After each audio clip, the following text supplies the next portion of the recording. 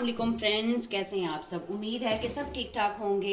आज मैंने बनाए हैं बहुत ही ज़बरदस्त पंजाब की स्पेशल नाश्ते की डिश जो नान चने कहलाते हैं। उनके लिए जो बनते हैं चने, बाहर से जो आप बाज़ार से ख़रीद के लाते हैं, जैसे ढाबे से आप ख़रीद के लेके आते हैं, तो ये आप देखें बहुत ज़बरदस्त चने बन के तैयार हुए हैं और बहुत ही आसान रेसिपी के साथ। आप यकीन करेंगे कि तकरीबन मैंने आधे घंटे में चने गला भी लिए और इनका मसाला भी मैंने तैयार कर लिया और बहुत ही आसान रेसिपी है और बन के भी बहुत मज़े के तैयार होंगे। इनको बनाने के लिए क्या करना है आए मैं आपको बताती हूँ। उसके लिए हमें जिन जिन चीज़ों की ज़रूरत है वो फिल वक्त तो हमें सिर्फ चने ले लिए, इनको हमने बॉयल करना है। ये चने देसी चने हैं, एक तो मोटे वाले चने आते हैं वो आपने नहीं लेने, उनका जो है वो जायका उतना अच्छा नहीं आता जितना कि इनका आता है। ठीक है, तो उसके बाद क्या करना है कि एक आलू इस तरह से साबुत इसमें डाल देना और इस तरह से ही इसको चढ़ा देंगे हम चूल्हे पे। ठीक है, हल्की आंच पे, अभी हल्की नहीं बल्कि तेज़ आंच है। ये देखें इस तरह की आंच पे हमने रख दिया और फिर इसमें थोड़ा सा भी मैं पानी और डालूंगी क्योंकि ये भिगो के अच्छे से मैंने धो के साफ़ कर लिए थे। तो इसी में ही हमने इनको इसी पानी में इसको गलाना है। पानी थोड़ा सा और डाल दूंगी। ये चने रात के भीगे हुए हैं, इसमें मैं कोई सोडा वगैरह कुछ भी नहीं डाला था और अभी भी मैं यही कोशिश करूंगी कि मैं सोडे के बगैर ही इनको गलाऊं और इंशाल्लाह ताला गल जाएंगे। ठीक है, 1 चम्मच मैं इसमें डाल दूंगी, 1.5 टीस्पून आप इसमें नमक डाल दें। वैसे तो पानी हम बाद में ड्रेन कर देंगे, उससे ये होगा कि नमक से ज़रा अच्छे से गल जाएंगे। अब हमने इसको कुछ भी नहीं करना। अब जब इसमें उबाल आएगा तो इसको ढक के हम चने गलने तक पका लेंगे। फिर उसके बाद ये आलू का क्या करना है ये मैं आपको बाद में बताऊंगी। प्यारे से मौसम का एक प्यारा सा छोटा सा क्लिप बना लूँ। जब तक चने बॉयल हो रहे थे तो मैंने सोचा कि थोड़ा सा इधर उधर चक्कर लगा लिया जाए। चक्कर क्या लगा लिया जाए, करने के लिए और बड़े सारे काम होते हैं। ये देखिए, जैसे ये ब्रश के डंडे से आपको अंदाज़ा लग रहा होगा, मैं बाहर ब्रश लगा रही थी तो ये इतने प्यारे प्यारे 3 फूल खिले हुए थे, बड़े ही प्यारे लग रहे हैं माशाल्लाह। और ये देखें मेरे दुपट्टे के साथ भी इनका कलर मैच हो रहा है। तो बहुत प्यारा मौसम है, शुक्र अल्लाह पाक का कि 2 दिन गर्मी होती है और फिर मौसम जो है वो बहुत अच्छा हो जाता है। तो मैंने कहा ज़रा थोड़ा सा अच्छे से मौसम का भी एक क्लिप ले लिया जाए और आप सबके साथ शेयर कर दूँ। अच्छा जी, अब आ जाते हैं कुकिंग की तरफ। अब मैंने क्या किया कि एक ज़रा बड़ी साइज़ की प्याज ले ली है और उसको बारीक बारीक काट लिया, जिस तरह नॉर्मल हम सालन के लिए प्याज काटते हैं। ठीक है, तो हम ज़रा मिडिल क्लास फैमिलीज़ का यही होता है कि हमने सब काम तकरीबन खुद ही करने होते हैं। तो क्या किया मैं बीच में और भी बड़े कामों की लिस्ट होती है, जैसे सफाई करना या घर की और भी कोई बहुत सारे काम होते हैं वो देखना। तो मैं बाहर गई तो मैंने कहा बड़ा प्यारा सा मौसम है तो चलो छोटा सा उसका वीडियो क्लिप भी बना लिया जाए, आप लोगों के साथ शेयर किया जाए। तो काम तो सारा दिन ख़त्म नहीं होते, टाइम बचाने के लिए ये होता है कि जिस तरह आप चने बॉयल हो रहे हैं तो इनको रखते हुए हम कोई भी और भी काम कर सकते हैं। ठीक है, हस्बे ज़रूरत ऑयल ले लिया प्याज में और अब इसको थोड़ा सा करेंगे हम फ्राई। थोड़ा सा प्याज़ों को कच्चा कच्चा भुना जैसे हो गए हैं। बीच में ये देखें दो छोटे छोटे टुकड़े दालचीनी के हैं, 5-6 काली मिर्चें साबुत, 3 लौंग हैं और थोड़ा सा 1 चुटकी वाइट ज़ीरा। ठीक है, इनको भी इसके साथ ही डाल देंगे और बड़ा मज़े का फ्लेवर आएगा। आपने जैसे मेरी और भी वीडियोस देखी होंगी, आपने देखा होगा कि मैं बहुत ज़्यादा गरम मसालों का, खड़े मसालों का इस्तेमाल नहीं करती, जो कि एक टाइम पे जाके हमारे लिए फिर ख़तरे का बायस बनते हैं कि हमारे मैदे जो है वो वैसे ही जो है वो मिर्च मसाले खा खा के तो नाजुक हुए होते हैं। तो कोशिश यही किया करें, मेरी भी कोशिश यही होती है जो मैं रेसिपीज़ आप लोगों के साथ शेयर करूँ सिंपल से सिंपल मसाले हों और हल्के फुल्के हों और रेसिपीज़ बनती भी बहुत मज़े की हैं। बहुत ज़्यादा गरम मसाला डाल देंगे तो वो उस वक्त तो खाने में बहुत मज़े का लगेगा, लेकिन आप ये सोचें कि कितनी ज़्यादा गरम मसाले और इन चीज़ों की तादाद हमारे अंदर जा रही है जो कि हमारी बॉडी की नीड नहीं है, वो फिर जाके ख़तरे का बायस बनती हैं।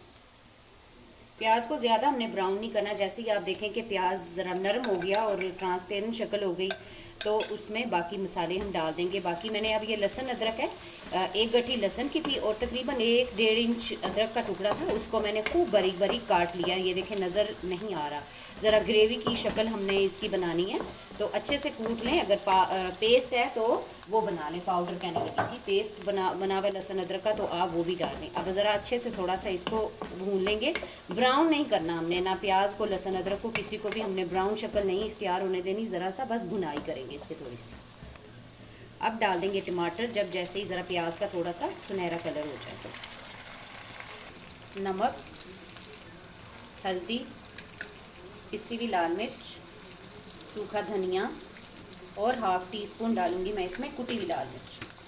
इसको ज़रा कर लूँगी मिक्स। और साथ ही मैंने दोरी में ये वाइट ज़ीरा, जिसमें मैंने लहसुन अदरक कूटा था, उसी में मैंने वाइट ज़ीरे का 1 चम्मच डाल दिया है। इसको भी ज़रा कूट लेंगे और फिर इसको भी ऐड कर देंगे। ये चला गया जी कूटा का ज़ीरा।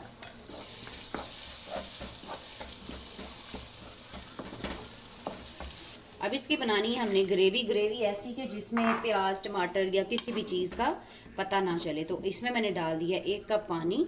और अब इसको क्या करेंगे कि हल्की आंच पे ढक के इसको पकने देंगे, ठीक है। साथ ही ज़रा देख लेती हूँ कि हमारे चने कहाँ तक पहुँचे हैं, कि चने कहीं ज़्यादा ना गल जाएं।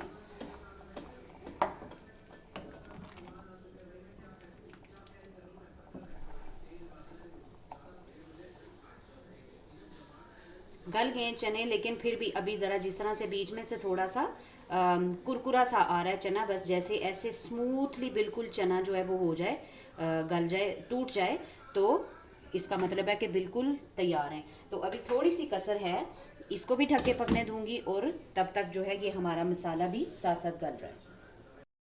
अच्छा, अब चने देख लेते हैं कि चने गल गए हैं कि या नहीं।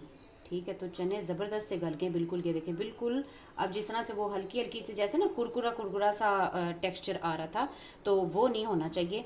आलू भी गल गया हुआ है, तो आलू को बाहर निकाल लेंगे और थोड़े से चने इसके साथ निकालेंगे।